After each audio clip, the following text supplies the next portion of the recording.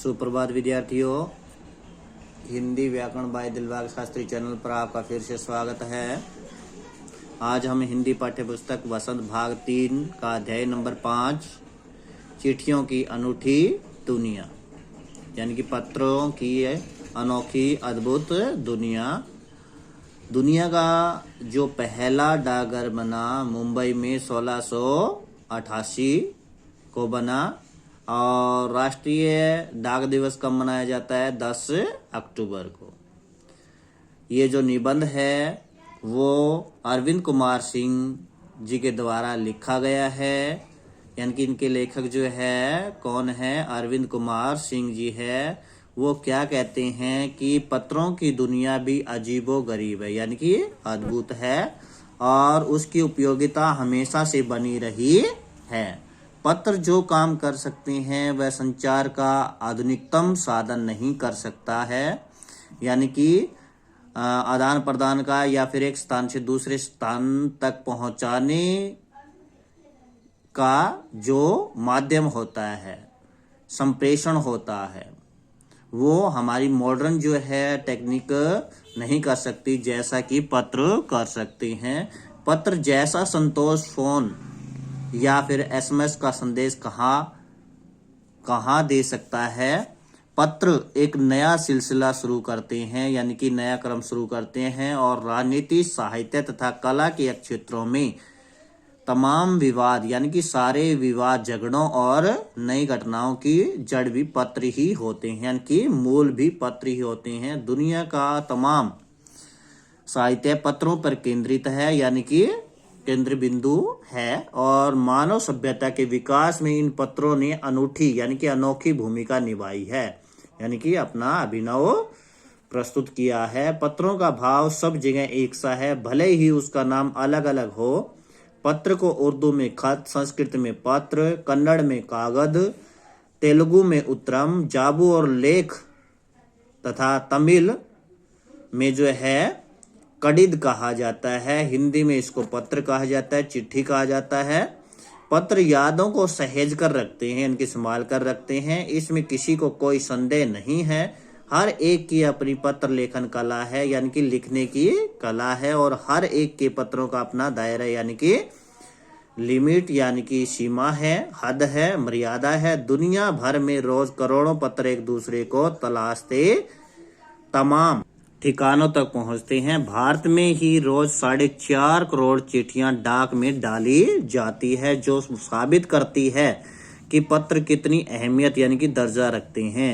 पंडित जवाहरलाल नेहरू ने सन 1953 में सही ही कहा था कि हजारों लोग जो हैं पत्र तक संचार का साधन केवल हरकारे यानी कि डाकियों द्वारा या फिर तेज घोड़े रहे हैं। उसके भी पहिए आए पर रेलवे और तार से भारी, तार मतलब टेलीफोन वगैरह, भारी परिवर्तन आया। तार ने रेलों से भी अधिक गति से संवाद पहुंचाने का सिलसिला शुरू किया। अब टेलीफोन, वायरलेस, आगे रेडार, दुनिया बदल रहा है। पिछली शताब्दी में पत्र लेखन ने कला का रूप ले लिया। डाक व्यवस्था के सुधार के साथ पत्रों को सही दिशा देने के लिए विशेष प्रयास किए गए। संस्कृति विकसित करने के लिए स्कूली पाठ्यक्रमों में पत्र लेखन का विषय भी शामिल किया गया। भारत ही नहीं दुनिया के कई देशों में ये प्रयास चले यानी कि प्रयत्न चले और विश्व डाक संघ ने अपनी ओर से भी काफी प्रयास किए। विश्व डाक संघ की ओर से 16 वर्ष से कम आयु वर्ग के बच्चों के लिए पत्र लेखन प्रतियोगिताएं आयोजित करने का सिलसिला सन 1972 से शुरू किया गया। यह सही है कि खास तौर पर यानी कि विशेष तौर पर बड़े शहरों और महानगरों में यह सिलसिला जो है साधनों के तेज विकास तथा अन्य कारणों से पत्रों की आवाजाही प्रभावित है, पर देहाती यानी कि ग्रामीण लोगों के दुनिया में आज भी चिट्ठियों से ही चल रही है। ये दुनिया जो है आज भी चिट्ठियों से ही चल रही है। फैक्स, ईमेल, टेलीफोन तथा मोबाइल ने चिट्ठियों की तेजी को रोका है, पर व्यापारिक डाक संख्या लगातार बढ़ रही है।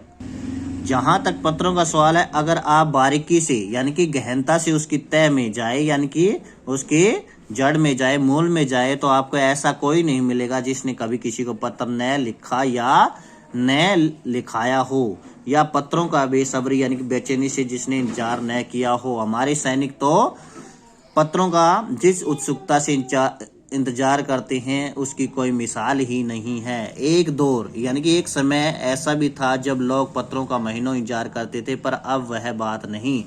परिवहन के साधनों के विकास ने दूरी बहुत घटा दी है। पहले लोगों के लिए संचार एक इकलौता साधन चिट्ठी ही था। आज और भी साधन विकसित हो चुके हैं। आज देश में ऐसे लोगों की कमी नहीं जो अपने पुरखों की चिट्ठियों को सहज और संजोकर विरासत के रूप में रखे हुए यानी कि संभाल कर रखे हुए हैं, या फिर बड़े बड़े लेखक, पत्रकारों, उद्यमी यानी कि मेहनती, कवि, प्रशासक, सन्यासी या किसान। अगर आज जैसे संचार साधन होते तो पंडित नेहरू अपनी पुत्री इंदिरा गांधी को फोन करते, पिता के पत्र पुत्री के नाम नहीं लिखे जाते जो देश के करोड़ों लोगों को प्रेरणा देते हैं। पत्रों को तो आज सहज कर रख लेते, पर एसएमएस संदेशों को आप जल्दी ही भूल जाते हैं। कितने संदेशों को आप सहज कर रख सकते हैं। तमाम महान हस्तियों की तो सबसे बड़ी यादगार या धरोहर उनके द्वारा लिखे गए पत्र ही है। भारत में इस श्रेणी में राष्ट्रपिता महात्मा गांधी को सबसे आगे रखा जा सकता है। दुनिया के तमाम संग्रहालय यानी कि जहां पर ये वस्तुएं रखी जाती है, सहज कर रखी जाती है, उनको हम संग्रहालय बोलते हैं। जानी मानी हस्तियों के पत्रों का अनूठा यानी कि अनोखा संकलन भी है, यानी कि इकट्ठा करना है। तमाम पत्र देश और काल समाज को जानने समझने का असली पैमाना है, यानी कि मापक है।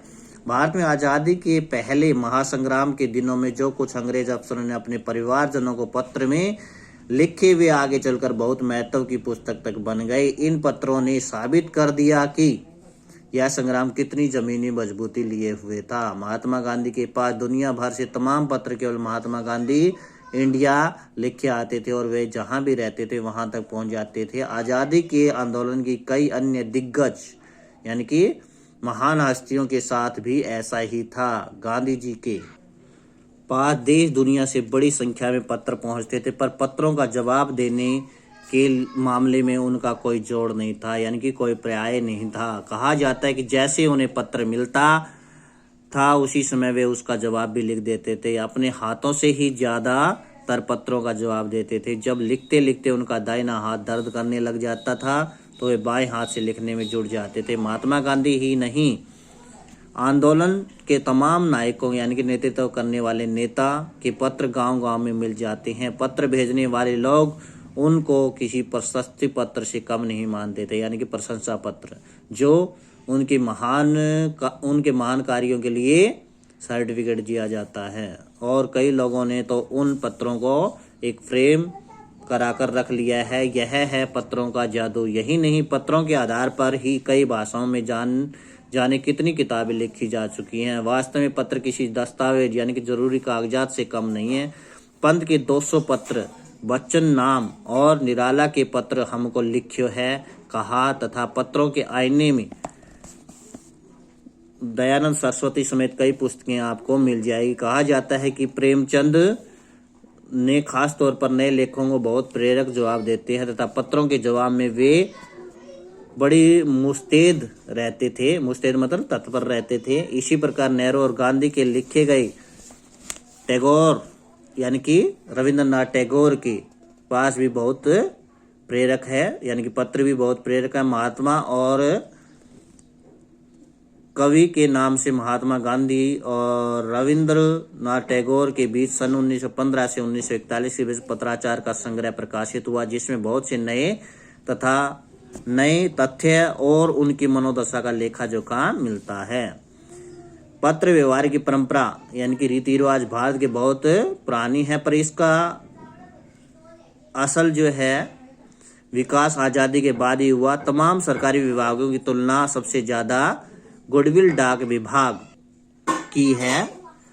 इसकी एक खास वजह यह भी है कि यह लोगों को जोड़ने का काम करता है। घर घर तक इसकी पहुंच है। संचार के तमाम उन्नत साधनों के बाद भी चिट्ठी पत्री की हैसियत बरकरार है, यानी कि कायम है। शहरी इलाकों में आलीशान हवेलियां हो या फिर झोपड़पट्टियों में रह रहे लोग दुर्गम जंगलों से घिरे गांव हो या फिर बर्फबारी के बीच जी रहे पहाड़ों के लोग, समुद्र तट पर रह रहे मछुआरे या फिर रेगिस्तान की ढाणियों में रह रहे लोग आज भी खतों का ही सबसे अधिक बेसब्री यानी कि बेचैनी से इंतजार करते रहते हैं। एक दो नहीं करोड़ों लोग खतों अन्य सेवाओं के लिए भारतीय डाकघरों के दरवाजों पर पहुंचे हैं और इसकी बहुआयामी यानी कि अत्यधिक भूमिका नजर आ रही है। दूर देहात यानी कि बहुत दूर ग्रामीण लोगों के घरों में जो है चूल्हे यानी कि मनी ऑर्डर अर्थव्यवस्था से ही चलते हैं। गांव या गरीब बस्तियों में चिट्ठी या मनी ऑर्डर लेकर पहुंचने वाला डाकिया देवदूत के रूप में देखा जाता है। देवदूत मतलब देवता के द्वारा भेजा गया दूत। तो ये निबंध जो है अरविंद कुमार सिंह के द्वारा लिखा गया है। तो प्यारे बच्चों, यह वीडियो आपको कैसे लगी? अच्छी लगी तो लाइक व सब्सक्राइब जरूर कर देना। धन्यवाद।